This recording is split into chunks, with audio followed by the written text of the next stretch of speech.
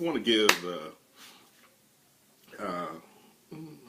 maybe a reason or two why you may not be breaking through as quickly as you thought you should break through. I want to reference, just read in your hearing, St. Mark 6, verses 1 through 4 from the New Living Translation. It reads as follows: Jesus left that part of the country and returned with his disciples to Nazareth, his hometown.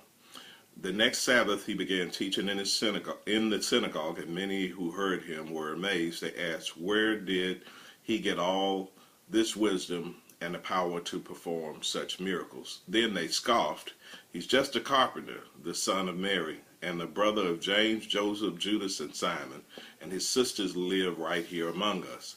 They were deeply offended and refused to believe in him. Then Jesus told them, "A prophet is honored everywhere except in his own hometown and among his relatives and his own family." And because of their unbelief, he couldn't do any miracles among them except to place his hands on a few sick people and heal them.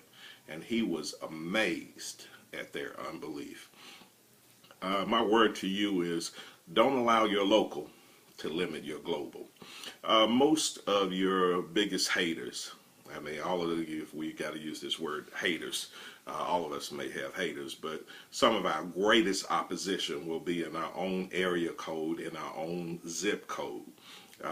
Some of the people that we grew up with, people who could say, "I remember when," or they can say, "Don't I know you?" And people who have a vantage point of what you used to be, how you used to be, how you used to treat people.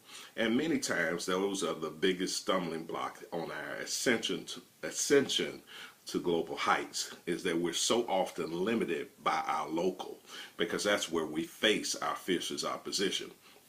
I do a lot of social media posts, and it's amazing some of the people that I know that would never like, that would die before liking one of my social media posts. Yet, when people take my very same social media posts, cut and paste, they'll like it. That's the same word. It's just the word's not coming from me. And I had another local preacher here. He told me, he said, "Smith, I see folks posting your stuff all over the country and preachers and using it." And he said, "I know where it came from." So, I mean, many times you're not going to get the rah-rah from locals. But think of this. Jesus could do no mighty works because his local. Now here they are, the Christos, the I am that I am, the everlasting Father, the mighty God, the Prince of Peace, the great I am. He was limited and could do no mighty works there because people remembered where he came from.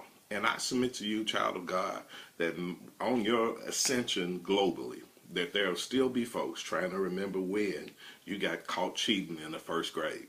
But you can't allow your local to limit your global. Jesus, and it says here, they were wondering where he got all this wisdom and power from.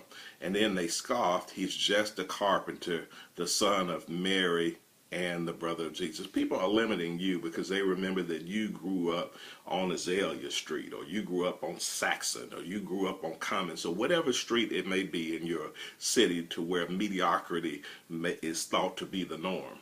But God put something special in you, regardless. They may have said, "Wherever you're from," they said, "Can anything good come from whatever?" And God put greatness in you right in the midst of people barely getting along. And as you start to climb, there's the theory of the crabs, that crabs specialize in pulling one another down. You can't allow your local to limit your global. God's pushing you higher. God's got greater in store for me, for you. Jesus' word, a prophet is honored everywhere except in his own hometown and among his relatives and his own family. Don't go crazy when the hometown folks are not cheering and rooting you on. The same thing happened to Jesus. And because of their unbelief, if they limited Jesus, my brother and my sister, they'll do their best to limit you. So don't be limited by your local. Don't allow your local to stop your global. And one of the rare passages of scripture in verse 6, it said, and he was amazed at their unbelief. Now, this is one of the attributes of Jesus, is that is omniscience, or that he knows everything. And yet their unbelief even pulled one over on the omniscient one, the one who can see everything at all times, or ubiquitous, who's everywhere. They pull one over him just because of their unbelief. So if Jesus experienced that degree of unbelief, my brother, my sister, don't think that the locals won't treat you the same way.